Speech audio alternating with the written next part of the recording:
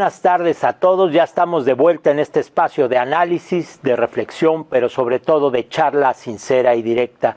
Hoy nos acompaña en Café Milenio Gerardo Fernández Noroña. Bienvenido, Gerardo. Muchas gracias. Buenas tardes al auditorio. Buenas tardes a todos ustedes. Gracias. También está en esta mesa Paola, Jaime, Alejandro, Víctor. Bienvenidos todos. Buenas tardes. Muy buenas tardes a todos. Y bueno, pues quisiera iniciar porque fuiste nota en su momento cuando eras corcholata, cuando fuiste precandidato, en el lugar en el que quedaste, y vuelves a hacer nota otra vez en el lugar en el que quedaste nuevamente. Te preguntaría yo, como dices, ¿te fregaron, te chingaron o no supiste negociar? Bueno, ya dije, hombre, pero ya fue largamente comentado, pero yo no fui corcholata. Yo lo dije desde el momento que llegué al registro. Yo soy un hombre libre, que participé en el proceso interno. A lo mejor por eso no me tocó nada, ¿no? Yo creo que no es un asunto de saber negociar, pues estaban muy claros los compromisos en el documento que signamos, qué lugar le corresponde a cada quien. Hubo una serie de modificaciones, ciertamente. Marcelo Ebrard regateó un tiempo el triunfo de nuestra virtual compañera presidente, y entonces eso modificó el esquema, porque a él le tocaba coordinar el Senado. Finalmente le fue bastante bien, hizo acuerdos muy buenos, y en mi caso yo fui muy, como soy siempre, hombre, no ando ahí buscando espacios ni demás. Entonces me plantearon determinadas reglas para todos los procesos, yo respeté todo el asunto. No tenía ningún acuerdo con nuestra virtual compañera presidente de ir al gabinete, nunca se planteó, yo no lo planteé, ella tampoco lo planteó. Y lo único que hice fue reclamar el incumplimiento de los compromisos, que eran públicos. Yo quedé en tercer lugar, hasta eso andaban queriendo regatearme. Entonces, y ya dije, hombre, yo lo que quiero es que eso no vuelva a suceder, que se respete. El movimiento es muy importante como para que no se cumplan los compromisos, como para que se atropelle a alguien. Y lo único que pedí, ya me dijeron que sí, entonces estoy tranquilo. Ir a visitar a la presidenta, la próxima presidenta, en el despacho presidencial. Conocer el despacho presidencial fue la única petición que hice. ¿Por qué? ¿Por qué esa petición? Porque no lo conozco. A esta hora no lo conozco. Y la verdad es que pues es un espacio que te da curiosidad simplemente como mexicano, como mexicana. Es donde despacha no solo el presidente de la República, sino históricamente, desde los virreyes hasta antes de que fuéramos país independiente, hasta la actualidad. Ahí ha habido personajes importantísimos, como Benito Juárez García, que ahí vivía, como el general Lázaro Cárdenas, como el compañero presidente López Obrador. Entonces, pues ahora sí que es un museo, fíjense, les cuento una anécdota rápida. El primer año del triunfo, 2018, nos invitó el compañero presidente a una reunión de legisladoras, y entonces nos pidió el apoyo para el presupuesto.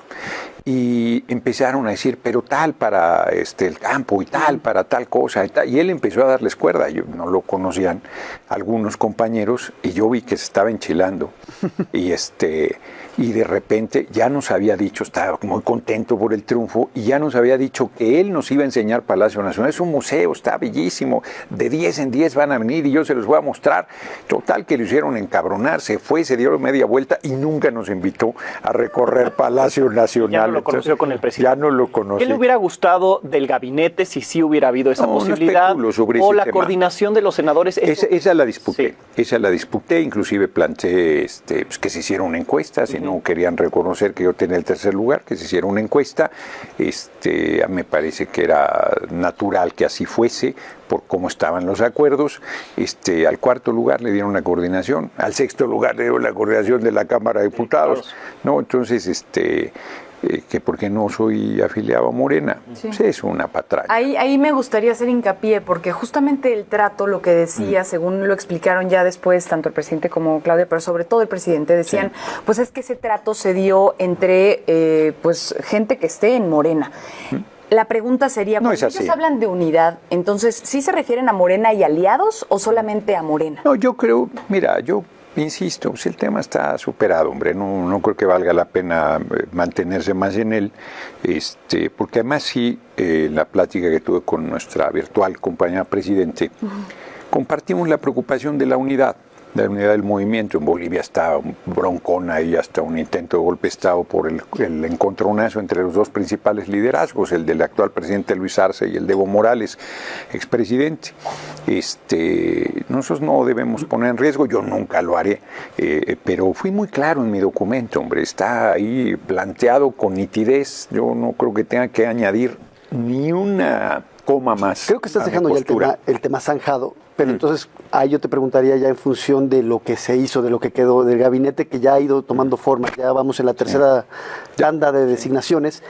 ¿Cómo lo has ido percibiendo? ¿Lo estás percibiendo centrado, a la izquierda, con mezcla? ¿Qué es lo que estás viendo? Es un abanico como es nuestro movimiento, ¿no? Por ejemplo, los últimos nombramientos no hay sorpresa desde mi punto de vista, son compañeros y compañeras de primera. Rosicela Rodríguez es una extraordinaria compañera, yo la conozco de muchos años, de décadas, de antes de todo esto.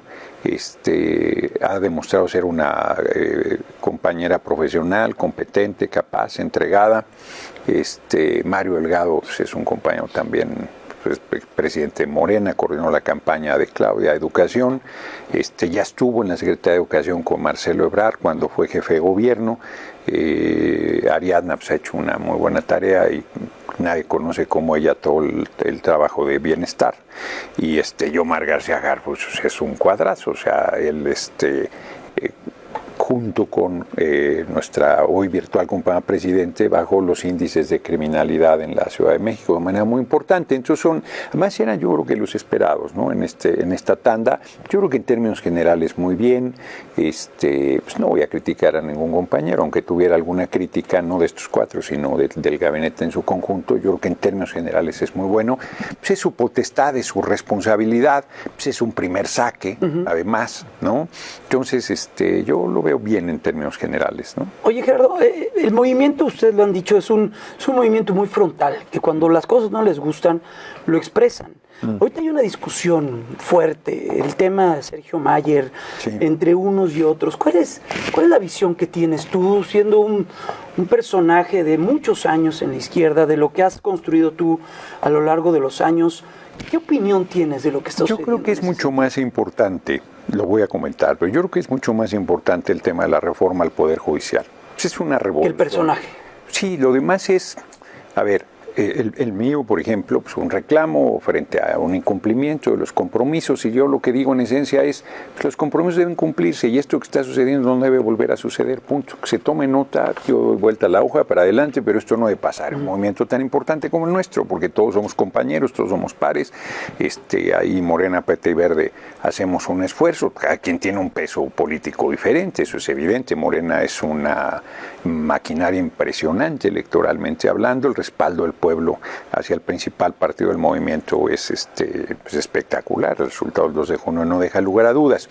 Y lo de Sergio Mayer, yo por un lado sí me sorprende el nivel de por qué se ha convertido, digamos que en el pararrayos o en el símbolo de lo que la militancia reclama que no debe suceder. A ver, la crítica es correcta, o sea, este personaje fue diputado con nosotros en la 64ª legislatura, perdió la de mayoría en la intermedia y se fue a la derecha.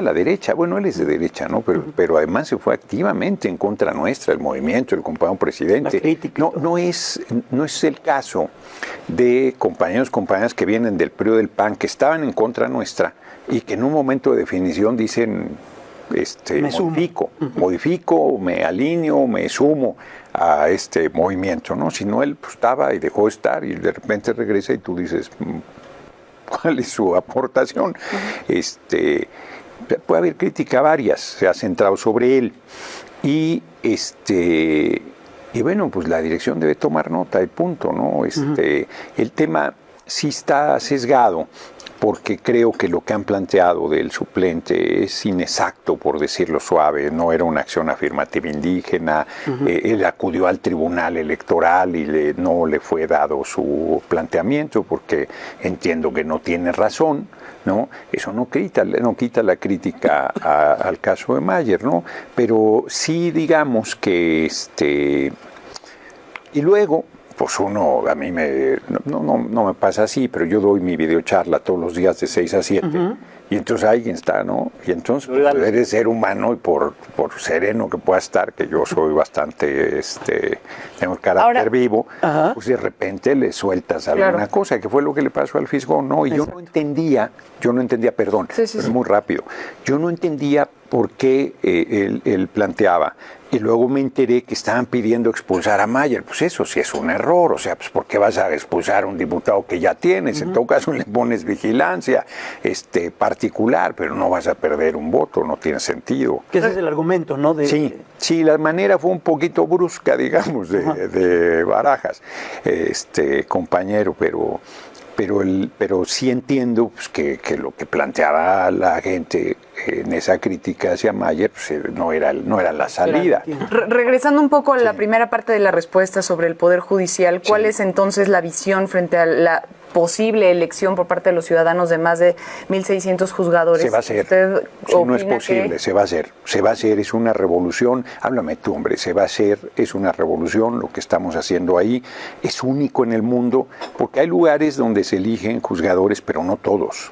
No todos, hay ciertos juzgadores de ciertos niveles, acá van a ser todos. Porque ha habido mucha incertidumbre a nivel internacional, incluso en la economía, desde que se supo que esto podría suceder, ¿no? Que se relajen, porque lo vamos a hacer igual.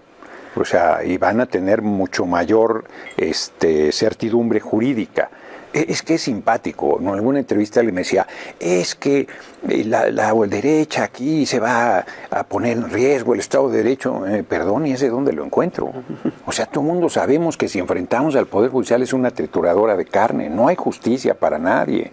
Pero este Poder Judicial fue más lejos y empezó a tomar decisiones políticas disfrazadas de jurídicas. A ver, para muestra un solo botón. ¿Qué hubiese pasado si la ministra presidente Norma Piña hubiera invitado a Mario Delgado a una cena con los magistrados del Tribunal Electoral Poder Judicial de la Federación defendiendo al presidente del tribunal que querían cambiar la mayoría de integrantes? No lo hubiéramos acabado. Si así decían que queríamos controlar la elección y no sé cuántas cosas. Pero como fue la derecha no pasa nada. No, eso fue gravísimo. Y nos lo aguantamos y tomó decisiones contra el Poder Ejecutivo, contra el Poder Legislativo. Bueno, le dio amparos este Poder Judicial a quien no lo solicitaba, de empresas extranjeras productoras de electricidad. ¿Estaremos en este punto soltando sin Norma Piña? Es decir, ¿tú crees que no es Norma Piña? A ver, Norma Piña, lo que hizo la ministra presidente Norma Piña, lo que hizo fue en su liderazgo acentuar los vicios del Poder Judicial.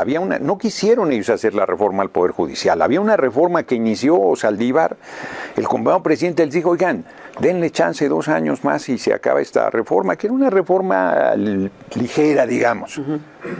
Y dijeron, no, la reelección viola la Constitución, patatín, patatán, y no se quedaron con eso, sino se convirtió en un reducto del conservadurismo, con todos los vicios del Poder Judicial, soltando a políticos, pero claramente acusados y sancionados y encarcelados por casos de corrupción, soltando a criminales peligrosos. O sea, nuestra compañera Rosicela Rodríguez nos dijo, oiga, hay estos narcos, pero peligrosísimos, que está a punto de soltarlos el Poder Judicial porque les está dando amparos y amparos. A ver, ¿cuántos quiere usted? Aquí ahí le van 5, ¿no? O sea, no, una locura. Ver, ¿elegirlos mediante votos soluciona esos vicios? Yo creo que ayuda mucho, porque el control, qué lástima que no lo traigo, hombre, pero ahora que intervine en la permanente, mi equipo se encontró una joya. Nada menos que de Francisco Zarco, el cronista del Constituyente de 1856-57, donde lo que plantea es, se va a elegir a los jueces de entre los mejores. Y sí, puede llegar algún imbécil, como lo mandamos a otros cargos de responsabilidad pública, pero no pasa nada, porque como van a querer reelegirse, pues el pueblo va a estar observando y quien haga malas cosas no lo reelige, punto, que la carrera judicial cada 6 años, cada 9.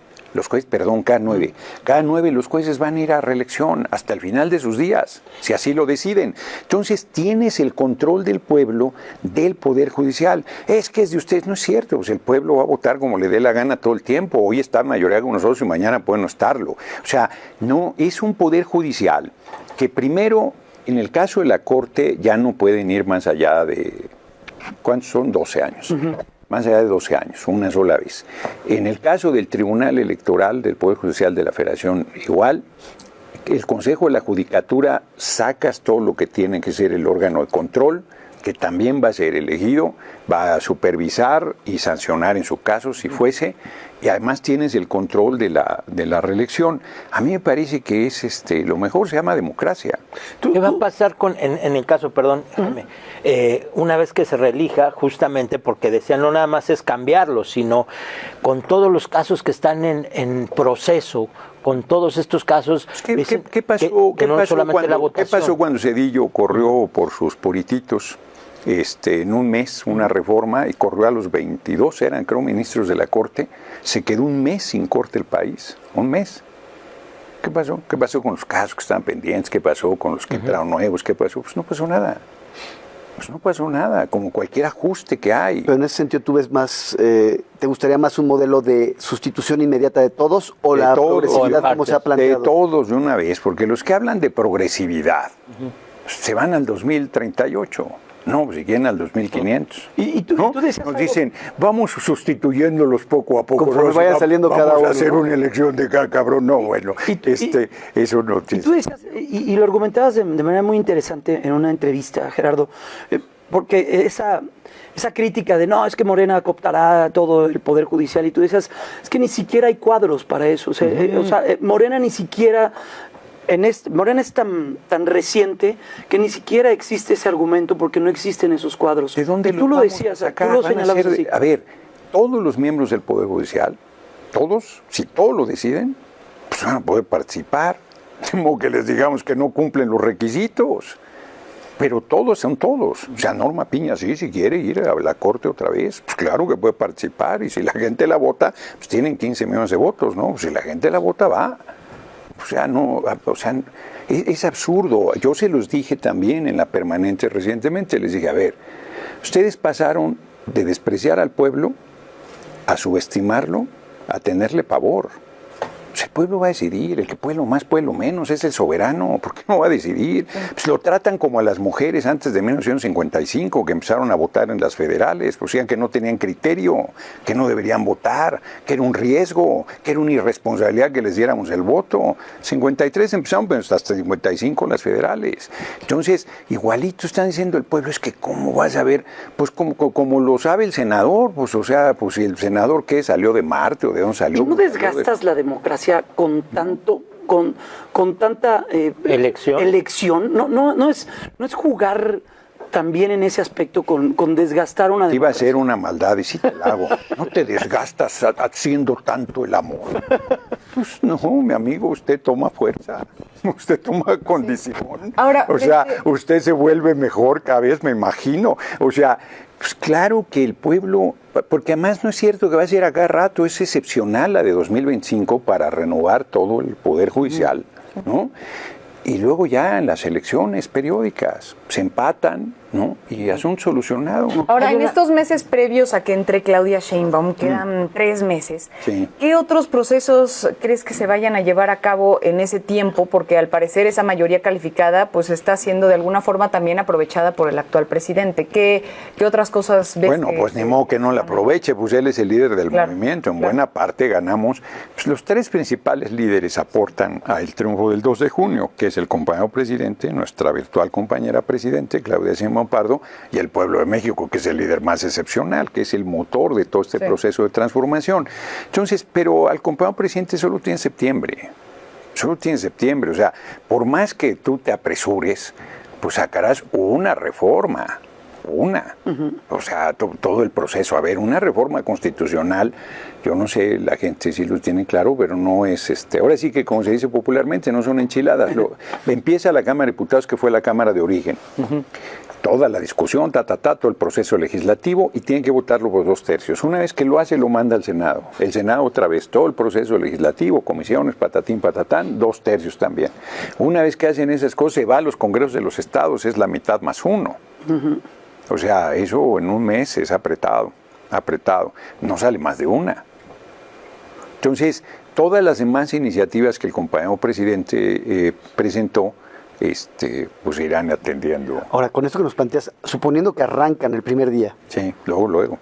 ¿Cuándo crees tú que estaríamos viendo ya la aprobación de la reforma constitucional en términos de tiempo? La de la judicial en septiembre, va a salir en septiembre. Esa es una determinación. Pero por ahí, por la tercera semana de septiembre, ¿estamos pensando? Pues el tiempo que se lleve, porque tampoco es así de que, ¿no? O sea, el tiempo que se lleve, pero va a salir en nuestra determinación es esa. ¿Por qué? Porque es un compromiso. Fíjate, voy a poner otra vez un ejemplo verdadero. En mis videocharlas, pues entra mucha gente.